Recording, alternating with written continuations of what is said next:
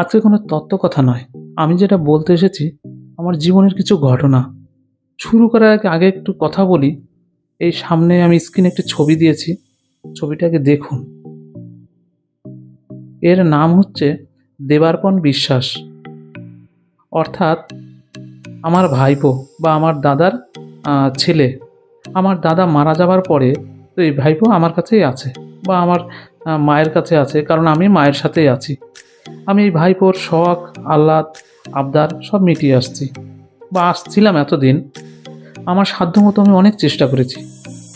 আমি আজ বাড়ি থেকে চলে এসেছি এই কারণেই, অনেক কথা আপনারা ধৈর্য ধরে শুনবেন। আমি আর সহ্য করতে পারিনি অপমান, গালাগালি, প্রত্যেকের কাছ থেকে কীরকম আমি একটা অবহেলিত মানুষ হয়ে গেছি। আমার সংসার ছেড়ে আসার একদমই ইচ্ছা ছিল না। বাবা পুলিশের চাকরি করতো, বাবা মারা গেছে। তো বাবার পেনশনটা মা এখন পাচ্ছে। তো আমি পেনশন তুলে সংসার চালাই। এবার কথা হচ্ছে, শুধু যে মার পেনশনের টাকায় সংসার চলে তা নয়। আমি কিছু দিই বা মার পেনশনের কিছু টাকা এই দিয়ে আমরা সংসার চালাই। কিন্তু আমি সংসারটা যেভাবে চালাচ্ছি কারো কোনো অভাব অনটন ছিল না। এর আগে মার দায়িত্বে ছিল সংসার। মা পেনশন নিয়ে বা যেভাবে হোক সংসার চালাতো। তো মার পেনশনের টাকায় কী হতো, 15 দিন পরে টাকা শেষ হয়ে যেত। তারপরে সংসার কোনো রকমে চলতো না বলে আমার দিদি তো মার পেনশনের টাকা বলল, তুমি ভাইয়ের কাছে দাও, যদিও চালাতে পারে ভালো, 1 মাস দেখি, না হলে তুমি নিও টাকাটা। তো মা কিছু টাকা দিত, তারপর আমি কিছু টাকা দিতাম। দেওয়ার পরে আমি সংসারটা চালাতাম। তো আমি এটুকু বিশ্বাস যে মা কখনো বলতে পারবে না যে মার সংসার চলে না বা আমি ঠিকমতো চালাইনি। কারণ মার টাকায় যখন সংসার চলতো, ঠিকমতো চলতো না। কিন্তু মার টাকা আমার কাছে দেওয়ার পর বা মার সাথে আমি কিছু টাকা যোগ করার পর খাওয়ারও পরিবর্তন করেছি। যখন যা চাই চেষ্টা করি তাদের খাওয়ানোর জন্য, এবং দুটো মানুষকে আমি কাজে রেখেছি। একজন রান্না করার জন্য, একজন বাসন মাজার জন্য। কিন্তু সেটা আমি দায়িত্ব নেবার পর যাতে মার কষ্ট না হয়, বা যাবতীয় ওষুধ খরচা আমি দিই। মা আগে ঠিকমতো ওষুধ খেত না, আমি ঠিকমতো ওষুধ খাওয়াচ্ছি তাকে। কোনো ওষুধ আমি বাদ দিই না। ডাক্তার চেক আপ করানো, মানে এটা বলছি এই নয় যে মায়ের সেবা শুশ্রূষা করছি আমি সেগুলো বলছি তা নয়। আসল ঘটনা যেটা আমি বলছি, আমি বাড়ি থেকে চলে এসেছি, আমি থাকতে পারিনি। আমি ধর্মকর্ম করি, আমারও ইচ্ছা ছিল আমি সংসারে থেকে ভগবানের ভজনা করব, সংসার চালাবো, এরকম চিন্তা ছিল। আমি যে কারণে আমি কথাটা শুরু করছি সেটা হচ্ছে, আমার এই ভাইপোকে পড়াশোনা করাতে চেয়েছিলাম, ও পড়াশোনা করেনি। মানে 8 থেকে 9-এ উঠেছে। ওঠার পর অনেক চেষ্টা করেছি, এমনকি আমি বই কিনে দিয়েছি, সেই বই পর্যন্ত আমার ফেরত দিতে হয়েছে, কারণ ও বলেছে পড়াশোনা করবে না। তাই আমি কিছুদিন পরে বললাম, দেখ পড়াশোনা তো সবার হয় না, তোরও হলো না, তাই একটা কাজ কর, তুই একটা কাজে ভর্তি হয়ে যা বা কিছু একটা হাতের কাজ শেখ, যেটায় আমি না থাকলেও ভবিষ্যতে তুই করে খেতে পারবি। আমি ওকে একটা কথা বলেছি, তুই শুধু মন দিয়ে কাজ কর, ভবিষ্যতে তোর আমি দোকানপাট করে দেবো, তোকে দাঁড় করিয়ে দিয়ে যাব। ও কিছুদিন কাজ করলো, একটা মোটর গ্যারেজে দিয়েছিলাম, বাইকের গ্যারেজে। কিছুদিন কাজ করার পরে আমাকে না বলে ছেড়ে দিয়েছে। তো হলো, তারপরে কী হলো, আমি একটা কাজ দেখবো, ভাবলাম যে কী কাজে দেবো, এরকম করতে বসে আছে। কিন্তু ওর গুণাগুণটা তার আগে বলি।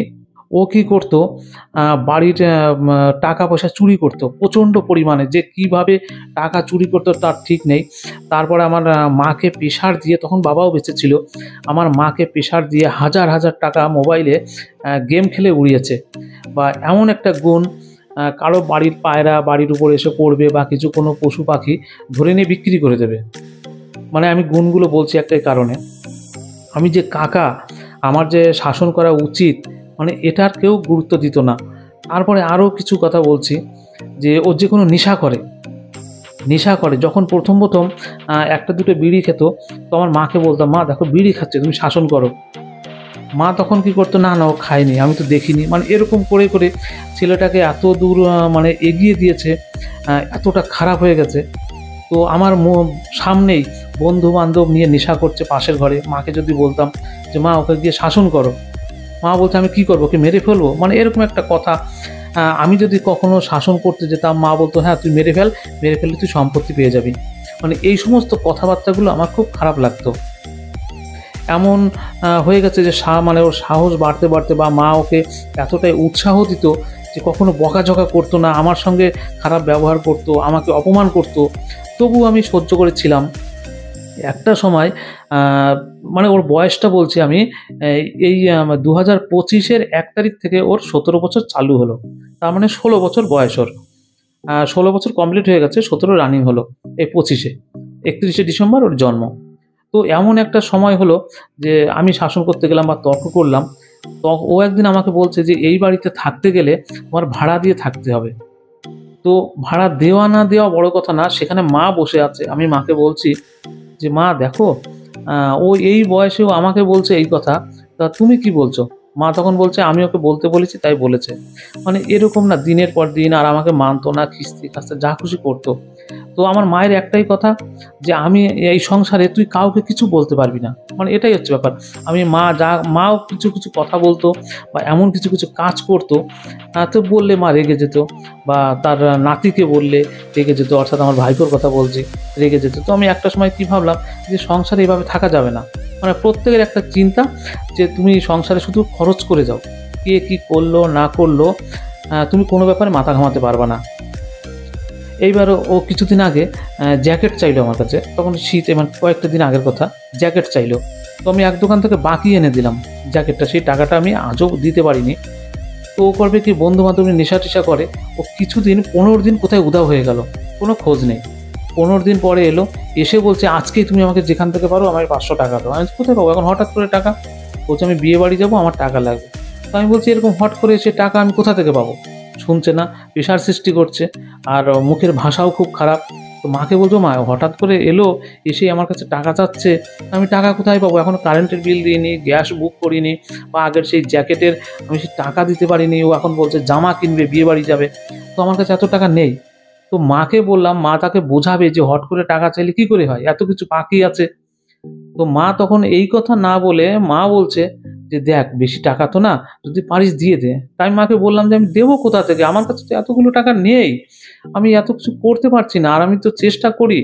কোনো কথা না, অশান্তি করে আবার কি, যাকে ওকে ইন্ধন যোগাচ্ছে, মানে যে ওকে ইন্ধন যোগাচ্ছে, তার ব্যাপারের আলোচনাটা পরে করবোখন।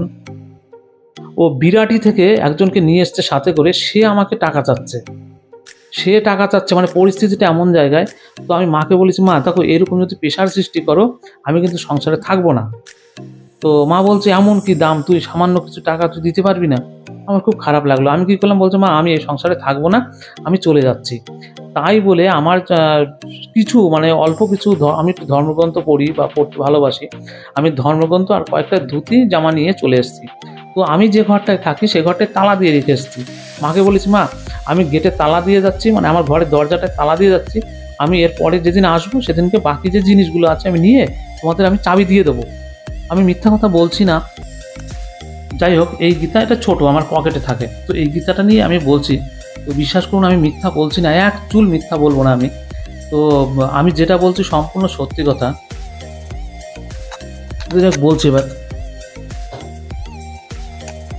তো আমি কি করেছি, যখন মাকে বললাম কেউ শুনছে না, তখন আমি নিয়ে বেরিয়ে পড়েছি। তো মাকে যখন বলে এসেছি যে আমি তোমাকে আমি চাবিটা কয়েকদিন পরে এসে দেবো। তো আজকে কি হলো, আজকে আমি স্ক্রিনে এই নাম্বারটা দিয়ে দিচ্ছি। এই নাম্বার থেকে ফোন এসেছিল। তো আমি যেখানে আছি ফোন এসেছিল। ফোনটা করে, কোন নাম্বারটা কার আমি জানি না, আর কিন্তু ফোন করেছিল আমার ভাইপো। ফোন করেই আমাকে খিস্তি খাস্তা দিচ্ছে, প্রথমেই ফোন করে খিস্তি দিচ্ছে। মানে ওর এতটা সাহস বেড়ে গেছে, বা ওকে কে সাহস দিয়েছে আমি জানি না, হঠাৎ করে আমাকে ফোন করে খিস্তি দিচ্ছে, বলছে, "তুমি ঘরের দরজায় তালা দিয়েছো কেন?" আমি, ঘরের দরজায় তালা দিয়েছি, আমার জিনিসপত্র আছে, আমি কেন তালা দেবো না? আমি তো মাকে বলে এসেছি যে আমি কয়দিন পরে আসবো, জিনিসগুলো নিয়ে আমি চাবি দিয়ে দেবো, ঘর তারপর তোদের। আমার কোনো বাড়ি ঘর কোনো কিছু আমার লাগবে না। উল্টোপাল্টা খিস্তি খাস্তা দিচ্ছে। তা বলছে যে, "ঠাকুমার পেনশনের টাকা কোথায় রেখেছো?" আমি, পেনশনের টাকা তুই চাবি কেন আমার কাছে? পেনশনের টাকা যে চাইবে তোর ঠাকুমা, মানে অর্থাৎ আমার মা, তুই কেন আমার কাছে পেনশনের টাকা চাইবি? আর তোরই বা এত কেন বাড়াবাড়ি? বলছে, "আমি ওসব জানি না, পেনশনের টাকা কোথায়?" খিস্তি খাস্তা দিচ্ছে, বলছে, "তুমি আজকে বাড়ি আসো।" মানে এমন কিছু কিছু ভাষার যে খিস্তিগুলো আমি বলতে পারছি না, এরকম খিস্তি দিচ্ছে। এই 16 বছর ছেলেটার বয়স, খিস্তি দিচ্ছে। আর ও আমাকে খুন করার হুমকি দিচ্ছে। আমি জানি না এখানে সমস্যাটা কোথায়। আমার ভালো লাগেনি, আমি চলে এসেছি। এইবার আজকে কত তারিখ, সে যাই হোক, হয়তো 14-15 তারিখ হবে। তো আজকে যে তারিখই হোক, আমার মা আমাকে ফোন করে বলতে পারতো, বা যার নাম্বার হোক কাউকে ধরিয়েও বা মা বলতে পারতো যে পিন্টু, যে তুই যে চলে গেলি, তো এই বাকি 15 দিন সংসার কী করে চলবে তার ব্যবস্থা কর। সেটা মা আমাকে বলতে পারতো, কিন্তু তার ব্যবস্থা আমি করতাম সেটা। এবার আমি রাগের ভরে বেরিয়ে এসেছি, সবই ঠিক আছে, তাই বলে মা যে না খেয়ে থাকবে তা তো কখনো হয় না। বা আমি, মা সেটা আমাকে ফোন করে বলতে পারতো যে কী অবস্থা, কী করবি বা কিছু, সেটা মা আমাকে বলুক। কিন্তু মা আমাকে না বলে, তো বলছে, মা জানে কিনা তাও জানি না, ও খিস্তি খাস্তা মারছে আর আমাকে খুন করার হুমকি দিচ্ছে, তোমাকে দেখে নেবো। তা আমি বললাম যে এই সমস্ত হওয়ার কারণটা কি? সে ফোন করতো তোর ঠাকুমা, যা কথা বলার আমি বলতাম, সে কী করে থাকবে কি থাকবে না। অর্থাৎ ও পেনশনের টাকা চাইছে। এবার আমি পেনশনের টাকাটা আমি ওর কাছে বা দেবই বা কেন? ওর কথা, মানে আমি ওকে যদি ও বলে দিতাম যে পেনশনের টাকাটা অমুক জায়গায় আছে, ও নিয়ে নেশা করতো, ও এরকম একটা দূরে পৌঁছে গেছে, কিন্তু আমি ওকে শাসন করতে পারি না। শাসন করলে অনেক কিছু হয়ে যাবে। এমনকি আমি শাসন করতে যেতাম যখন, মা কী করতো, সামনে গিয়ে 2 হাত তুলে দিয়ে দাঁড়াতো যে আমার সামনে তুই ওকে মারতে পারবি না। কিন্তু মারা মানে এই নয় যা তাকে মেরে ফেলা। আমি তাকে শাসন করতে চাইছিলাম, একটা ভালো মানুষ করতে চাইছিলাম। কিন্তু যখন দেখতাম দিনের পর দিন এরকম মা আড়াল করে বা কিছু মারতে দেয় না, বকতে পর্যন্ত দিত না। মা শুধু বলে ওকে বোঝা, কিন্তু বুঝিয়েও সবসময় হয় না, বকতে তো হয়, বকা পর্যন্ত যাবে না। এরকম করে দিনের পর দিন আমি আর পারছি না, মানে যা খুশি তাই। তো আজকে ফোন করে কিস্তি খাস্তা দিয়েছে। তারপরে আরেকটা জিনিস শুনেছি, আমি যে ঘরে তালা দিয়েছি সেই ঘরটা হাতুড়ি দিয়ে তালা ভাঙার চেষ্টা করেছে। এখনও পর্যন্ত আমি খবর জানি না তালা ভেঙেছে কিনা, খুব বাড়াবাড়ি অবস্থা। কিন্তু আমার কথা মা আমাকে বলতে পারতো যে 15 দিন আছে, এই 15 দিন কী করে সংসার চলবে, তারপর পেনশন পাবো, তারপরে চিন্তা। তারপর মা সেটা আমাকে বলতে পারতো, কিন্তু ও আমার কাছে টাকা দিয়ে, ও টাকা মানে চাইছে ফোন করে, আর খিস্তি খাস্তা দিচ্ছে, আমাকে খুন করার হুমকি পর্যন্ত দিয়েছে। তারপরে ঘরের দরজা নাকি ভাঙার চেষ্টা করেছে, আমার কাছে ফোন এসেছিলো, হাতুড়ি দিয়ে চেষ্টা করছে ও আর ওই বিশাল নামে ছেলেটা। তো আমি বলতে চাইছি যে এখানে আমি একজন মানে ঠাকুরের নামে আছি, কিন্তু ও আমাকে এরকম বাজে ভাষা খিস্তি কোন কারণে দিচ্ছে, বা ওর কোন অধিকার আছে আমাকে বলার জন্য? তো আমি এটাই বলতে চাইছি যে আমি জানি যে থানা পুলিশ করেও কিছু হবে না। আজকে আমি বৈষ্ণব হয়েছি, আমি পারছি না ওর গায়ে হাত দিতে, কারণ আমি ওইসব চিন্তাভাবনা করি না। কিন্তু আমার একটা জিনিস খারাপ লাগছে, মানুষ শুনছে, জানছে যে মা আজকে ওকে দিয়ে আমাকে এরকম অপমান করে, শুধু এটা বলে না, বা আমি ওকে যদি কোনো কাজের কথা বলতাম করতো না। কারণ ওই এটুকু জেনে গেছিল যে আমাকে, মানে আমার ঠাকুমা থাকতে আমাকে কেউ কিছু বলতে পারবে না। কিন্তু আমি মার জন্য কি না করেছি, এটা বড় কথা নয় যে আমি করেছি তাই শোনাচ্ছি, কি না করেছি। আজকে মা আমাকে ত্যাগ করে দিল। ত্যাগ করতো বলতে কীরকম, মা আমাকে কোনো সময়ের জন্য পাত্তা দিত না, কোনো কথার দাম দিত না। এমনকি আমার দিদিকে পর্যন্ত আমার মা ত্যাগ করে দিয়েছে। ত্যাগ বলতে কীরকম, আমার দিদির কখনো খোঁজ নেয় না, আমার দিদি কেমন আছে খোঁজ নেয় না, আমার জামাইবাবু কেমন আছে খোঁজ নেয় না।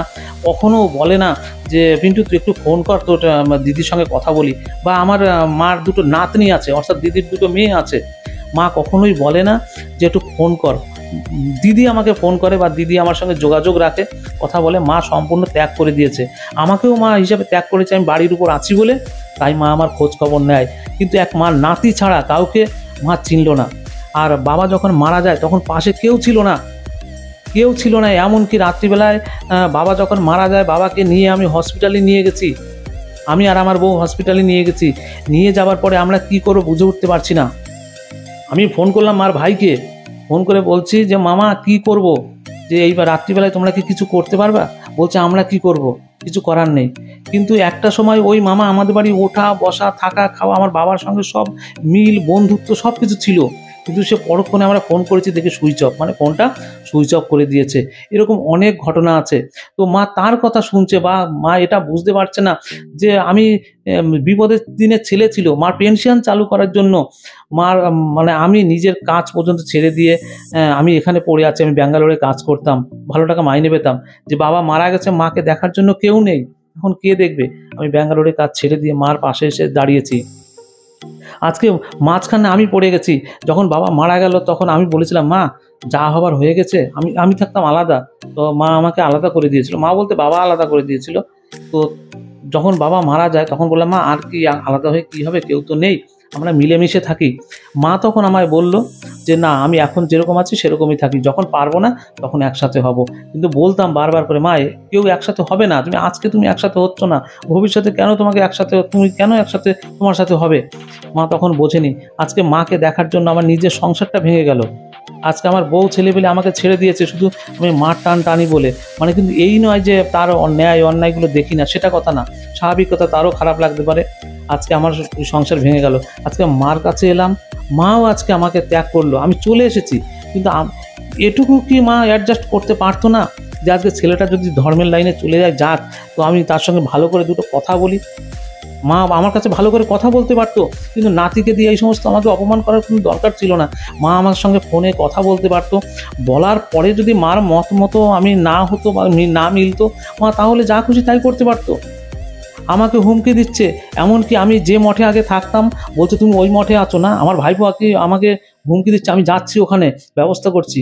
আমাকে আর কত অপমান করবে, আমি তো সংসার ছেড়ে দিয়েছি, তারপরেও কেন আমার সাথে এরকম করছে। সবার কাছে অনুরোধ, আপনারা একটু ভাববেন, আমি এভাবে এরপরে আমার আত্মহত্যা করা ছাড়া আর কোনো পথ নেই। আমি কারো কোনো পয়সা ফাঁকি দিইনি, কাউকে আমি চিটিংবাজি করে খাই না, আমি আমার মতো থাকি, আমি নিজে ইনকাম করে সংসার চালাই। শুধুমাত্র কয়েকটা দিনের জন্য আমি সংসার ছেড়েছি। আজকে এইরকম আমার সঙ্গে মানে করে যাচ্ছে, মা কোনো একটা অন্যায়ের প্রতিবাদ করছে না। শেষ পর্যন্ত কী চায়, আমি আত্মহত্যা করব? আমার জীবনটা চলে গেলে কি সবার খুশি হয়? যদি হয় তো কমেন্টের জন্য আমার মা একবার বলে দেয় বা ফোন করে বলে দেয় যে তুই আমার মুখ দেখতে চাই না, তোর জীবনটা তুই ত্যাগ কর। আমি কথা দিচ্ছি, আমি তাই করব। আমি আর পারছি না।